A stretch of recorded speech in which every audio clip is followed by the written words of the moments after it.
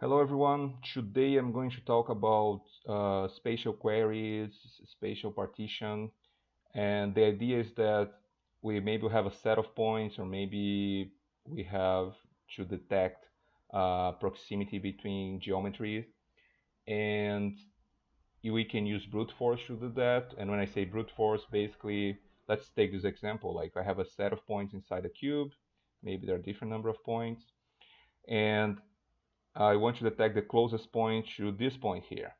So if I use brute force, basically I create a loop. I check all the points in my list of points, and I do tests to detect the point that has which is closest to this reference point, right? Maybe it's this one, maybe it's another one, maybe it's this one, maybe it's this one. But I need to test, if you think algorithmically, we need to test all the points, because when you're visualizing these, you can say, well, I know that the closest point is probably amongst these points, but when you do algorithmically, you need to test all the points if you're using the brute force approach. So let's just do that. Let's create a Python script here, and my first input is going to be points. My second point is going to be the index of the point I'm testing, right? So this is going to be a list and a list of points. So this is point 3D, and this is also a list. This is an index. This is basically integer, right? So I'm going to create a slider just to select a point. So I can select the index of the point I'm here, and this is going to be a list. And let's see, how do we do that?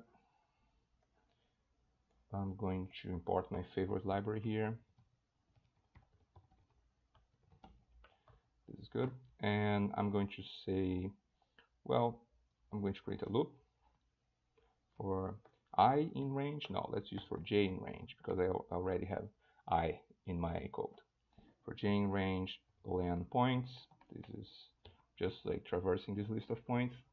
I'm going to check distance, right? And you need to check the distance with all the other points. However, I need some variables to store that. So let's say that I have distance, let's say closest distance or shortest distance. Let's get closest distance equals float infinite. And the reason I use float infinite is basically this is a placeholder. I'm going to do tests here to check the distance. Like any value that I find in terms of distance is going to be smaller than infinite. So the first test that I do inside my loop will automatically replace this value in the closest distance. So this is just a placeholder.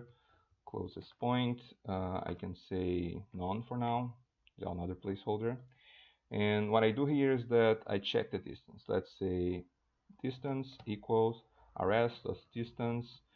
The points I'm checking are points I. This is going to be always the points I, and the other one, I is fixed in my code. It's in this case right now it's 283. Maybe I change to 90.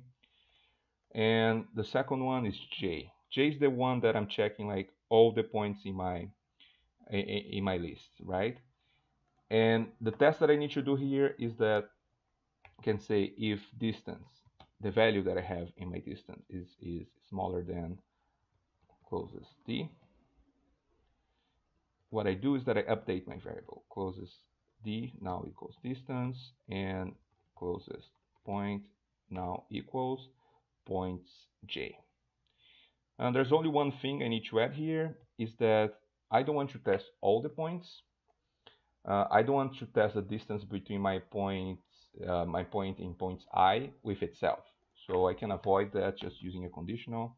Let's say if j is different than I, what I can do, I can just condition all these lines here to this test. So I say, well, if the value of j is not the same as I, so these are different points in my list, I can actually do the test and update my variables, right? So this is done. So now I can say a equal, let's say a equals, I mean, we could actually take the list points from here, but just just to visualize them in the Python components, let's add two variables here, and let's say b equals closest, and this should be points I, and this should be closest point. Okay, points I, closest point. I just need to add my b here. Nice. I mean, I could change the name, but that doesn't affect the code. Test, it's working. Let's visualize our 2 points. We can see it here, and as I move my slider, oh, the problem is that I cannot pass the number of points. Now, right now I have a list of 190 points. Let's say I have 200. Now I can go from 0 to 199, and let's create a line between these 2 points. So now I'm connecting them, and you can see every time I move, that line is going to move. So basically I'm selecting one point and connecting to the closest point. Pretty simple. Let's see what else we can do here. Well, let's generalize. Right now I'm doing for 1 point. Let's generalize and do for multiple points. Let's say that I'm here and I say, well, I don't want to do the test only for points for this fixed I value here. I want actually to have a loop here.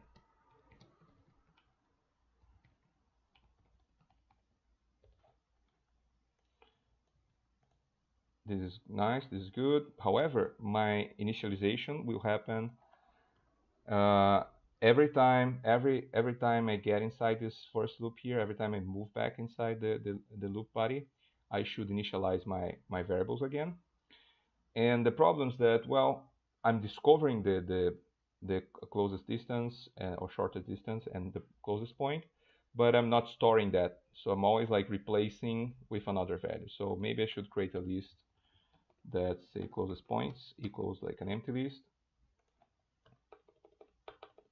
And every time I finish the loop, this inner loop, I can say closest points dot append, and what should I append here? Basically, closest point.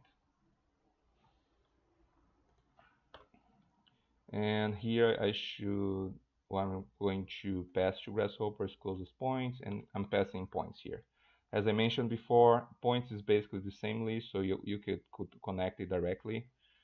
But I just want to make sure that we control how we pass variables in and out of Grasshopper to Python and Python to Grasshopper. Let's test. It's running. Okay. Now we are connecting, like for every point in our set, we are connecting to the closest point. You see that we can do, like, actually we could do more. Like we could connect, like for every point we can connect like to all the points within a certain distance. And so we'll basically see this as having a sphere in our reference point and connecting to all the points inside that sphere. And then we'll have more connections here. But for now, let's see the problem of the brute force approach. And the problem is that it doesn't scale well. The reason is that our algorithm, it runs relatively fast when we have, let's change the number of points. Let's say we have like 34 points, okay? Our algorithm runs in 7 milliseconds here, but as we move this, it starts to be really, really slow, okay? And the reason is that this is an algorithm that has a big O of n square. And what it means is that, let's say that n is this value here, okay? For the number of points that I have like, let's round it to 100. What I need to do in my code is that I do 2 loops through all my list. So basically I say for this loop takes like, it takes like 100 steps, and the inner loop does also 100 steps. And this is an inner loop. It is executed for every step in the first loop. So it means that this is going to run 100 multiplied by 100 times. It means that as you increase this value, it's going to run theoretically n square operations. I mean, I'm simplifying the number of operations to like every time it runs one step in the loop. I'm just just bringing a round number to understand it theoretically. But it matters in the sense that as I move this value up here, you see that this is going to increase more than linearly. It's going to increase like it's quadratic. So let's say we have 10. We don't even see the speed here. If I have 100, it's 54 milliseconds. Let's see if I can have 1000 here. 1000, this is going to slow down. And here we go. Yes, so now is 4.9 seconds. So from 54 seconds to 4.9 seconds, just by increasing 10 times the value of our input. So overall, it doesn't scale well. We need another approach. And in the next video, I'm going to show how to use RTrees to do this operation more efficiently.